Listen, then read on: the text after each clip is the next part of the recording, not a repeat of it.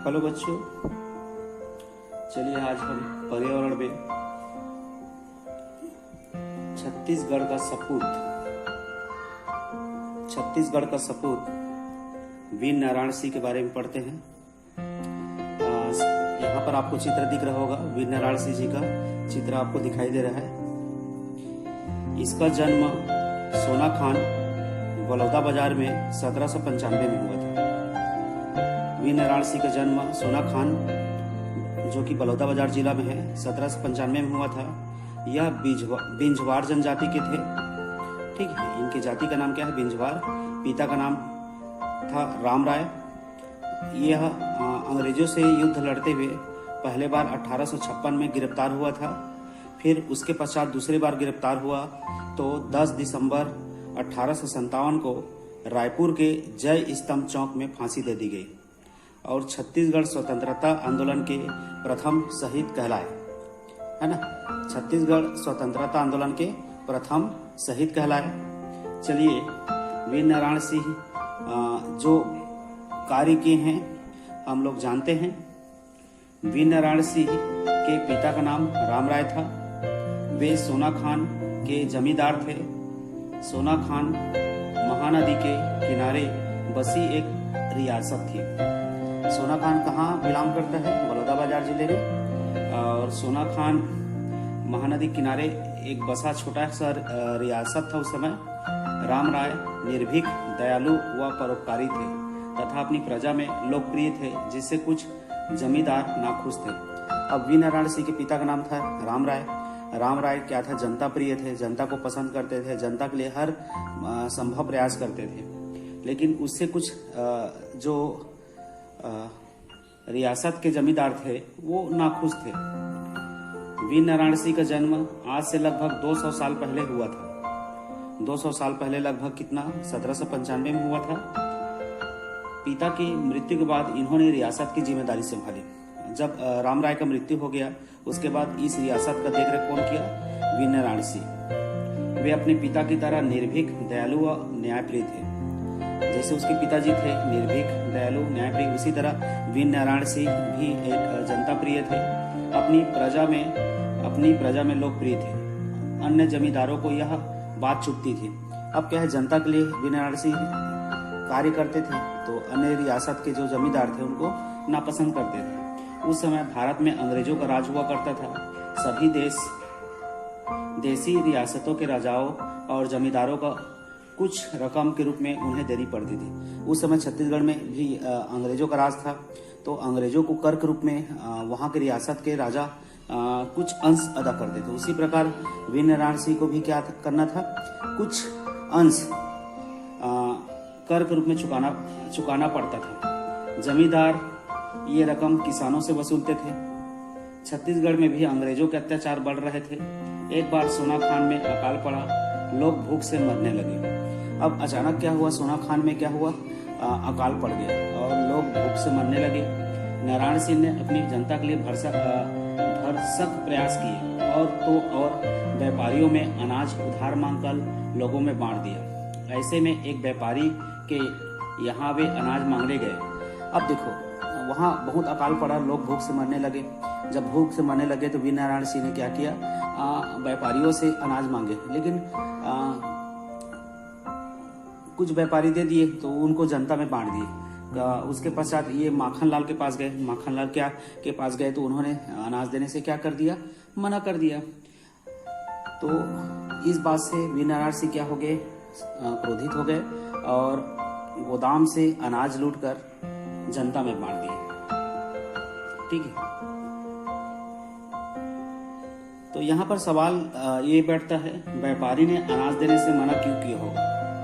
एक सवाल ये आता है कि आखिर वीर नारायण सिंह को माखनलाल जो है वो अनाज देने से मना क्यों किया? अब मना करने का कारण एक ही हो सकता है, क्योंकि वीर नारायण सिंह जनता प्रिय थे और अन्य रियासत के जो राजा थे, अन्य रियासत के जो जमींदार थे, है ना, वो जनता को पसंद नहीं करते थे, क्योंकि जनता से कर वसूलने का काम करते थे ज्यादातर। लेकिन शहीद वीर नारायण सिंह ऐसा नहीं थे। अब माखनलाल व्यापारी है, उसके गोदाम में क्या ताला टूट गया। अब ताला टूट गया, इसकी शिकायत कहाँ कर दिए, अंग्रेजों के पास कर दिए। अब अंग्रेजों के पास किया तो उनके वीरनारायण सिंह के खिलाफ मुकदमा चालू कर दिए, है ना। कुछ समय पश्चात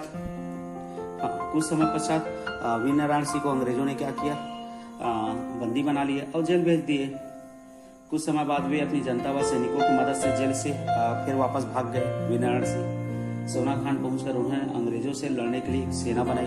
अब शहीद वीरनारायण सिंह क्या हुआ, जेल से भाग तो गए और सोना खान पहुंचे और सोना खान में पहुंचकर अपनी जनता के साथ मिलकर अंग्रेजों से लड़ने के लिए एक सेना का निर्माण किया।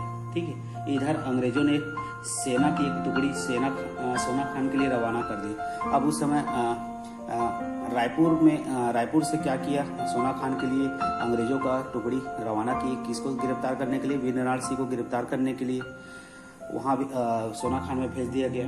अंग्रेजों को सोना खान के बारे में ज़्यादा पता तो था नहीं, परंतु कुछ गद्दार लोगों की मदद से वे सोना खान पहुँच गए।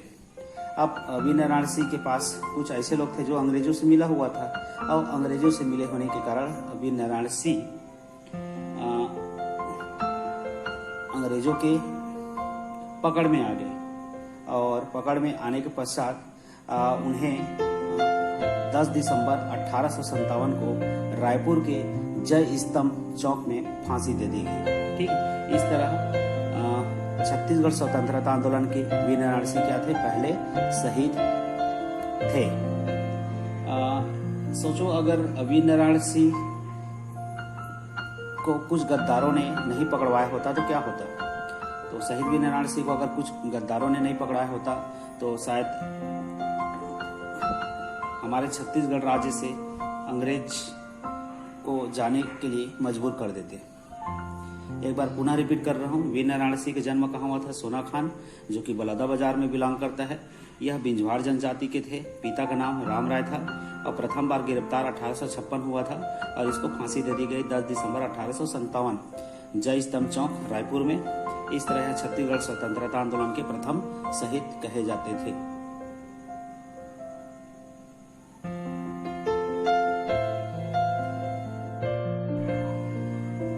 चलिए इस पाठ का कुछ प्रश्न उत्तर देखते हैं। मौखिक प्रश्न है पहला, वीरनारायण सिंह का बलिदान दिवस कब मनाते हैं। मैं बताया था वीरनारायण सिंह को 10 दिसंबर 1857 को रायपुर के जय स्तंभ चौक में फांसी दे दिया गया था।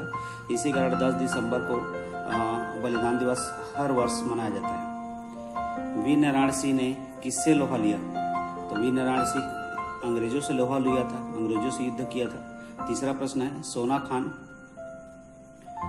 यहाँ पर गलती लिखा गया है, इसको ध्यान रखेंगे, सोना खान है ये। सोना खान छत्तीसगढ़ के किस जिले में है, तो सोना खान छत्तीसगढ़ के बलौदा बाजार जिले में स्थित है। लिखित प्रश्न में है, वीरनारायण सिंह ने अपने जनता के लिए क्या प्रयास किए, तो एक बार सोना खान में अकाल पड़ा, लोग भूख से मरने लगे। नारायण सिंह अपने जनता के लिए भरकस प्रयास किए और व्यापारियों के से उधार अनाज मांगकर लोगों में बांटा। ऐसे में माखन व्यापारी अनाज देने से मना कर दिए। वीरनारायण सिंह आग बबूला हो गए और उन्होंने गोदाम का ताला तोड़वाकर अनाज को जनता में बांट दिया। ठीक है, आपको कहानी बता दिया गया है, तो उसी आधार पर इसका उत्तर लिखेंगे। अगला प्रश्न है, वीरनारायण सिंह को फांसी की सजा क्यों दी गई, तो अभी बताया हम वीरनारायण सिंह माखन व्यापारी के अनाज लूटा था और माखन व्यापारी क्या कर दिए थे, कंप्लेन कर दिए थे, और जिसके कारण उसको गिरफ्तार कर लिए गए और वहाँ जेल से भाग गया था। भागने के पश्चात पुनः अंग्रेजों के विरुद्ध युद्ध छेड़ दिया था, लेकिन कुछ गद्दारों की वजह से क्या कर दिया, पकड़ा गया था और इस तरह वीरनारायण सिंह को फांसी की सजा दिया गया। अंग्रेजों ने वीरनारायण सिंह को जेल में क्यों डाला, है ना, इसका उत्तर भी अभी बता दिया गया है। तो आप लोग दूसरा तीसरा का उत्तर लिख के आओगे, है ना। इस तरह आज का हमारा पाठ छत्तीसगढ़ के महान सपूत वीरनारायण सिंह के बारे में हम लोग पढ़े हैं। तो आज का क्लास यहीं तक।